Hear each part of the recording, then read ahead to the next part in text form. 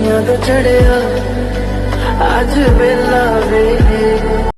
जी नमस्कार। आप सब जानते हैं कि जैसा कि मिष्टी एक वायरल गर्ल्स है नालंदा को, भैया ये गाना ऐसा है ना जो तहलका मचा दिया। आज बड़ी खुशी की बात है, इनको सिल्वर प्ले बटन मिल गया। उसी वक्त पवन सिंह यानी कि अपने भाभी को साथ, अपने जिसको साली बोलती है उसके साथ मिलने जा रही है वायरल गर्ल्स मिष्टी का, जो नालंदा का है।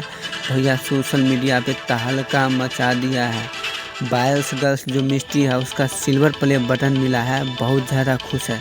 और गाना जो अनट्रेंड रहता है ना उसे ट्रेंडिंग में भी आन देता है। भैया मिष्टी है ना, कोनो भी ऐसा गाना है जिस पर रील्स बनाता है, गाना को ट्रेंडिंग में भर्सियाँ आन देता है। और देख सकते हैं मिष्टी ऑफिशियल पर 1 लाख सब्सक्राइब पूरा होने पर इनको सिल्वर प्ले बटन मिल गया है। आज मिष्टी सबसे ज़्यादा खुश है क्योंकि उसको सिल्वर प्ले बटन यूट्यूब की तरफ से आ गया है।